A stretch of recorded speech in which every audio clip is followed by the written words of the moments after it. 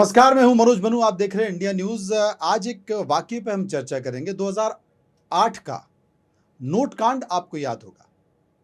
UPA सरकार थी, nuclear deal पर बात हो रही थी, वोटिंग होने वाली थी और 21 तारीख की रात को कुछ ऐसा घटा जिसने पूरे देश को हिलाकर रख दिया।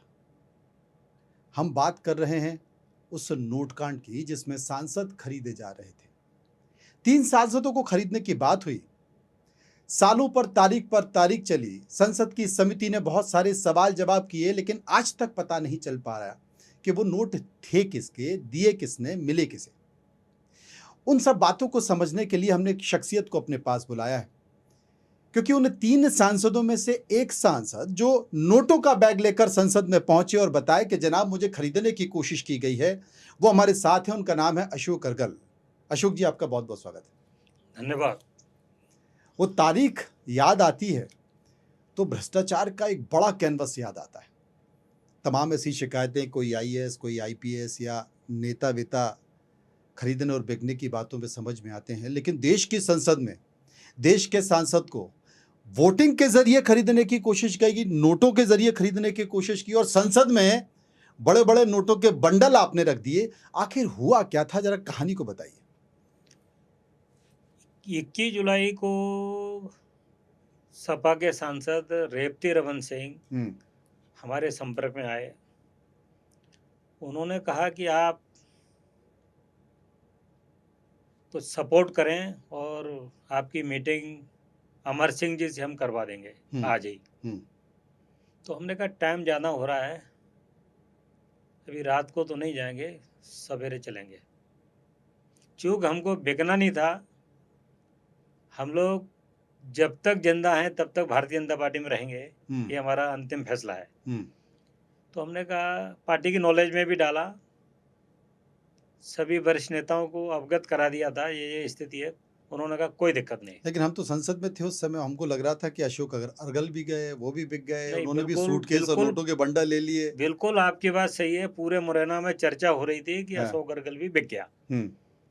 लेकिन चूंकि मेरे पिताजी इमरजेंसी में जेल रहे हैं, कांग्रेस ने जब लोकतंत्र की हत्या की थी तो 19 महीने मेरे पिताजी एमएलए रहते, जेल में रहे, तो बिकने का तो सवाल ही नहीं था।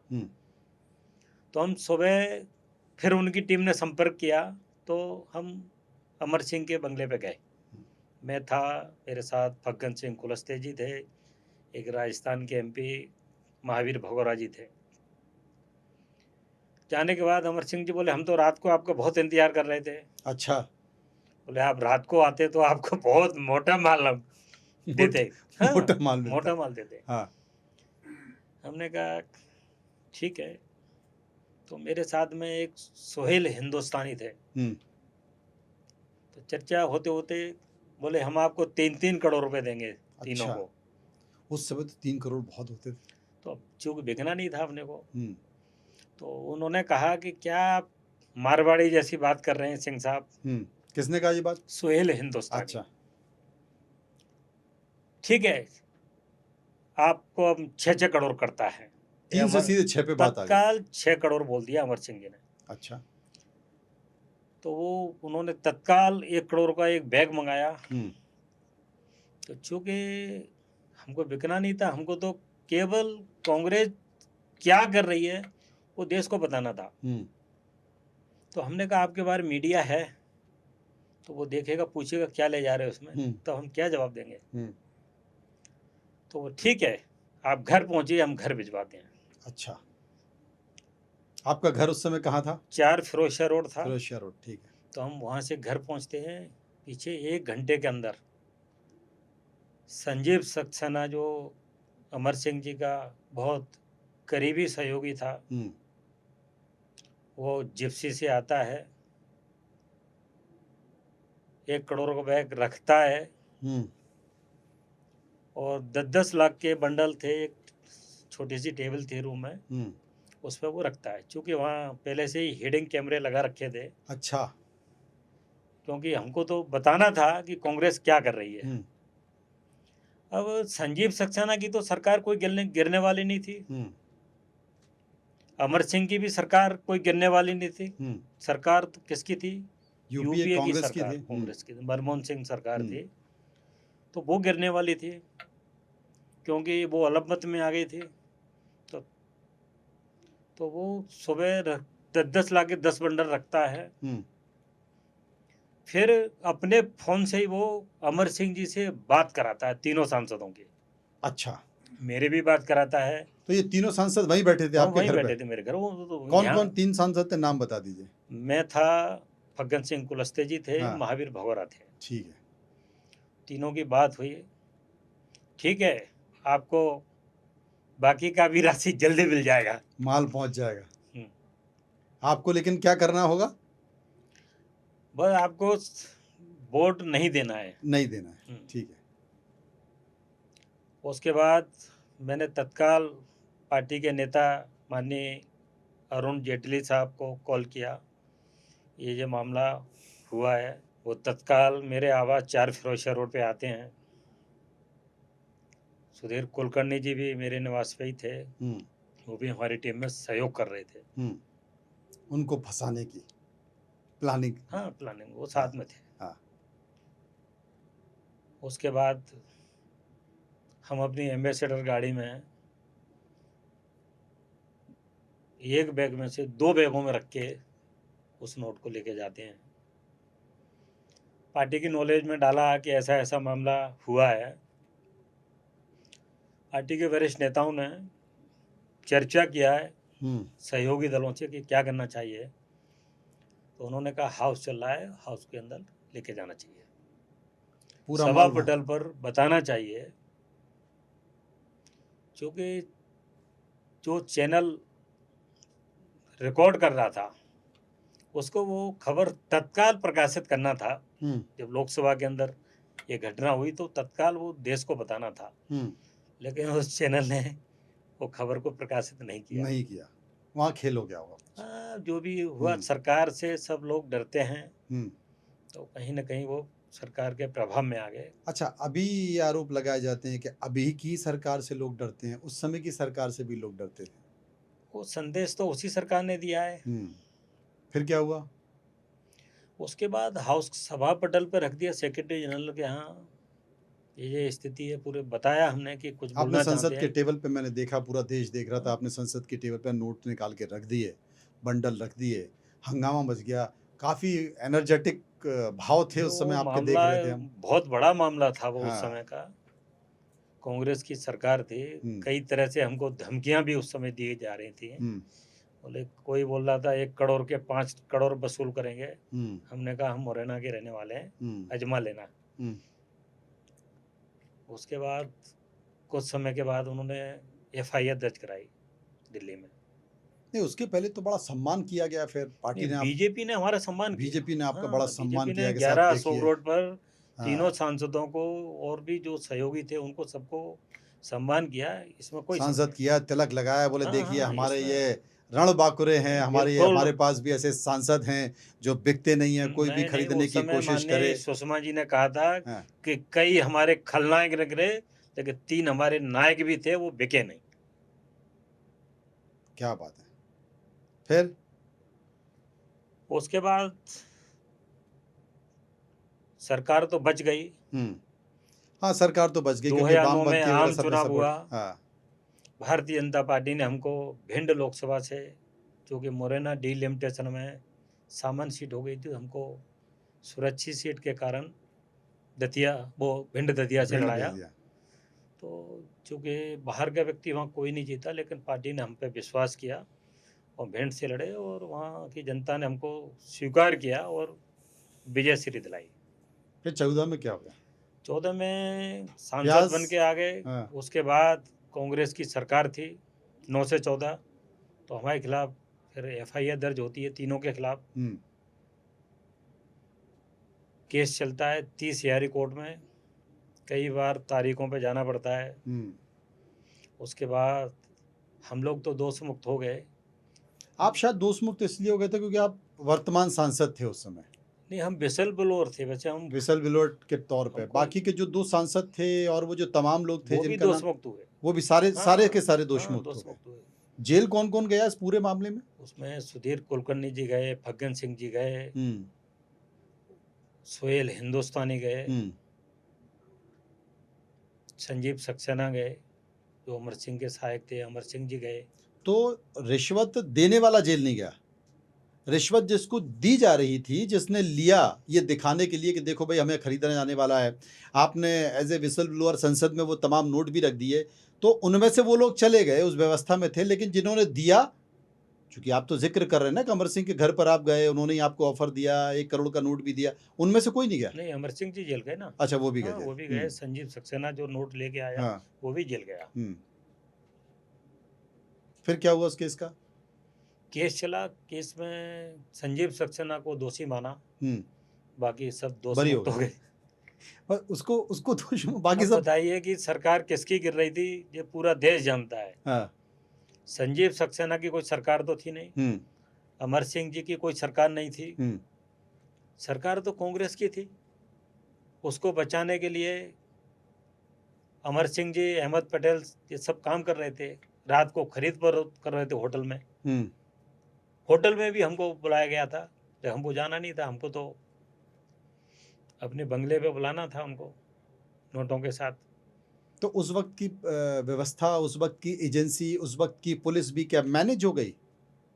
नहीं, पुलिस ने तो कांग्रेस के दबाव में ही तो एफआईआर दर्ज की। हाँ, नहीं, मैं ये कह रहा हूँ कि जो जिम्मेदार लोग थे, जो बड़े लोग थे, लेकिन वो इसमें नहीं आ पाए। हमने तो उस समय कहा था मैंने कि पुलिस ने 3 साल बाद मामला कायम किया, तो देर आए दुरुस्त आए, 3 साल बाद आए। 2008 का केस, 2011 में एफआईआर होती है, इस बीच आप संसदीय समिति में भी चले जाते हैं, वहाँ पर जो संसदीय जेपीसी बनी थी, उसमें जो सवाल जवाब हुए थे, सवाल जवाब जो उन्होंने पूछा, उसका कुछ परिणाम आया, उसका कुछ रिजल्ट निकला? नहीं, जबकि ऑन रिकॉर्ड था, टेलीफोन नंबर मैंने वेरीफाई करा लो कि संजीव सक्सेना किससे बात करा रहा है और कितनी बार बात हुई है, वो सब सबूत दिए हैं। जेपीसी को आपने सब कुछ दे दिए?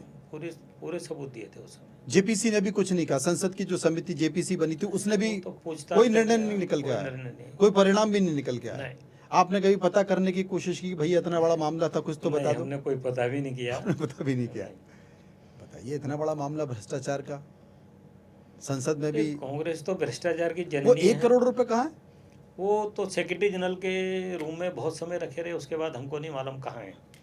अच्छा, वो 1 करोड़ कहाँ है ये भी नहीं पता? नहीं, हमको नहीं, हमको कोई मतलब ही नहीं था उस पैसे से, क्योंकि जो आया वो हमने रिकॉर्ड पे लाके दे दिया। बताइए, 1 करोड़ रुपए अगर बैंक में डाल दिया होगा तो ब्याज सहित तो कितने हुए होंगे? हमने पहले ही कहा, हम लोग जीवन का अंतिम समय भारतीय जनता पार्टी रहेगा, बिकने का सवाल ही नहीं है। तो अब एक चीज़ मैं आपसे पूछना चाहता हूँ कि इतना बड़ा मामला है, स्वाभाविक तौर पर सरकारें होती हैं तो वो कोशिश करती हैं, और अमर सिंह तो यूपीए की सरकार बचा रहे थे, इतना बड़ा काम कर रहे थे, जो यूपीए की सरकार बचा रहे थे, तो स्वाभाविक तौर पर उन्हें मतलब आप भी दोष मुक्त हो गए, बाकी के सारे दोष मुक्त हो गए, सारे ही दोष मुक्त हो गए, संजीव सक्सेना जो है उसको इसका जिम्मेदार मत दिया। पैसे कहाँ से आए, किसने दिए, इसका कोई इन्वेस्टिगेशन नहीं हुआ? अब ये करना चाहिए, नहीं हुआ। मैं तो आज भी कहना चाहता हूँ कि इतना बड़ा मामला हुआ, उसका जांच होना चाहिए। सरकार किसकी बचाई, कैसे आए पैसे, कहाँ से आए? तो आपने कभी आगे जाके कोशिश की कि इसके ऊपर की किसी अदालत में जाया जाए, संसद से पूछा जाए, कोई पत्र लिखा कि भाई जेपीसी से पूछा जाए कि उस मामले पर आपने किया कि आपकी रिपोर्ट कहाँ है? नहीं, हम तो चाहते थे उस समय कि इसमें नार्को टेस्ट होना चाहिए, मैंने कहा भी था भाई नार्को टेस्ट करा लो। आपकी कभी इच्छा हुई कि जेपीसी से पूछा जाए कि क्या हुआ? पत्र वत्र कुछ लिखेंगे? नहीं लिखा है, नहीं लिखा। अब पार्टी ने आपका टिकट ही काट दिया तो आपने कहा क्या माथा पच्ची में करूं? 2009 में हमको लड़ाया था। हाँ, नहीं, उसके बाद तो टिकट ही कट गया ना आपका भाई, एक बार लड़ गया आप, उसके बाद 14 में क्या हो गया? पार्टी का फैसला था।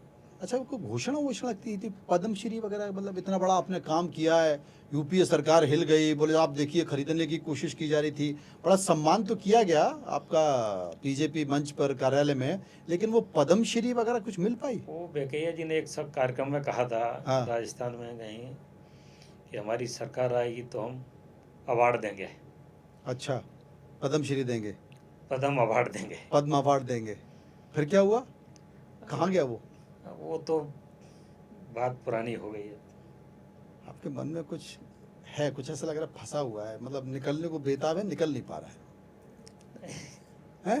वो कोई दिक्कत नहीं है, पार्टी ने बहुत कुछ दिया नहीं, है। यहाँ कुछ मतलब फंसा हुआ है, मतलब मन तो कर रहा है कि मतलब निकल जाए, लेकिन निकल नहीं पा रहा है। क्योंकि मेरी पहचान भारतीय जनता पार्टी से बनी है, इसलिए कोई भी गलत निर्णय में कभी लिया नहीं है और ले भी नहीं सकता मैं। अच्छा, आपका मन नहीं करता कि उस समय 6 करोड़ रुपए ले लिए होते तो 6 के 60 तो वैसे ही हो गए होते।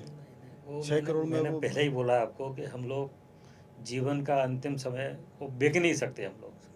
नहीं, तो इतना बड़ा काम पार्टी ने आपने किया, यूपीए सरकार की आपने जो है मट्टी पलीत कर दी, इमेज खराब कर दी, पार्टी आपको हाथों हाथ लेके घूम रही थी, सुषमा जी के आपके प्रति शब्द क्या हैं, उसके बाद कुछ पद आपको मिल पाया कुछ संगठन में, कुछ सरकार में? अभी तो निगम मंडल की भी नियुक्तियां हो गई, मतलब अशोक अरगल कहीं हैं? मुझे तो दिखाई नहीं दे रहे। कोई बात नहीं है, लेकिन पार्टी ने बहुत कुछ दिया है, मैं तो ये मानता हूँ। हाँ। पार्टी ने मुझे 6 चुनाव लड़ाए, मेरी पहचान ही भारतीय जनता पार्टी के कारण देश में हुई है। अच्छा, आप क्या सोचते हैं?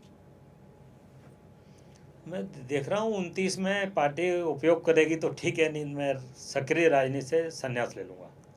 अच्छा, आप सक्रिय राजनीति से संन्यास ले लेंगे? हाँ, 29 में ले लूँगा। ये जो मैं आपसे कह रहा था ना, कुछ फंसा हुआ है, कुछ फंसा हुआ है और निकलने को बेताब है।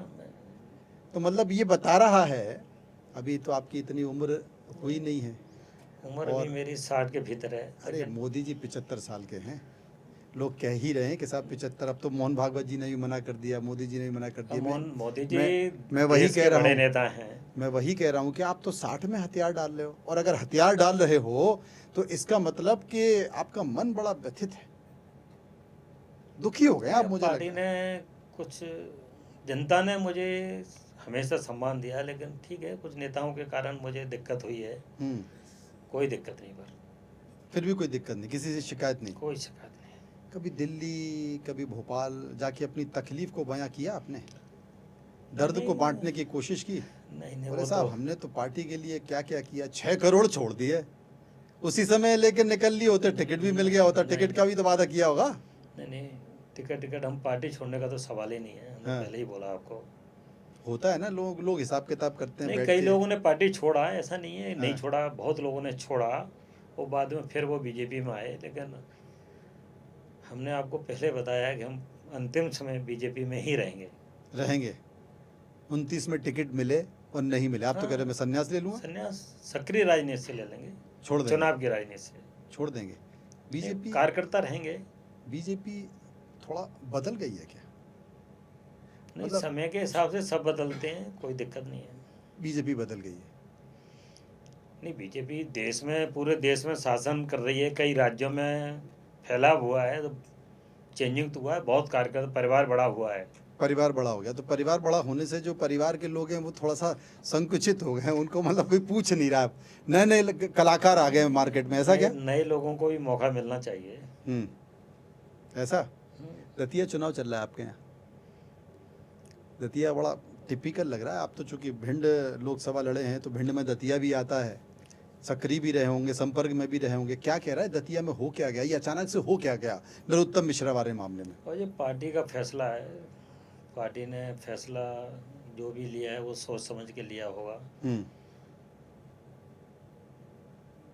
नहीं, ये जो मोदी मुर्दाबाद, ये जो बीजेपी मुर्दाबाद, माँ बहन की गालियां भी चली, ये सब नहीं होना चाहिए। हाँ, मैं इससे सहमत नहीं हूँ। पार्टी का फैसला सबको मानना चाहिए। अभी क्या स्थिति है, आपको क्या लग रहा है? देखो, अभी तो सब मेहनत कर रहे हैं, और चुनाव है, चुनाव में कुछ भी हो सकता है। कुछ भी हो सकता है? मतलब पहली बार सुन रहा हूँ कि बीजेपी का नेता ये कह रहा है कि कुछ भी हो सकता है। हाँ, चुनाव में देखो, विकास वहाँ इतना हुआ डॉक्टर नरोत्तम मिश्रा जी के समय। हाँ। उसके बाद भी हम वहाँ चुनाव हारे, इसलिए चुनाव में कभी भी कुछ नहीं कहा जा सकता।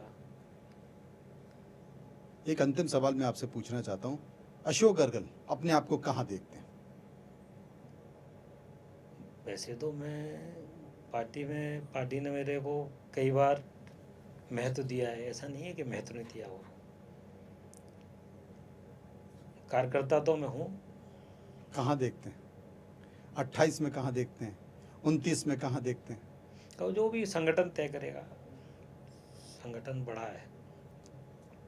यही बीजेपी के कार्यकर्ताओं की खासियत है कि बहुत कम लोग होते हैं जो नरोत्तम मिश्रा जैसी बगावत करते हैं, लेकिन एक बड़ी भीड़ है जो अनुशासित होती है, और यही कारण है कि आज बीजेपी बीजेपी है। अशोक जी, आपने हमसे बातचीत की, आपका बहुत बहुत शुक्रिया। धन्यवाद आपका भी। नमस्कार।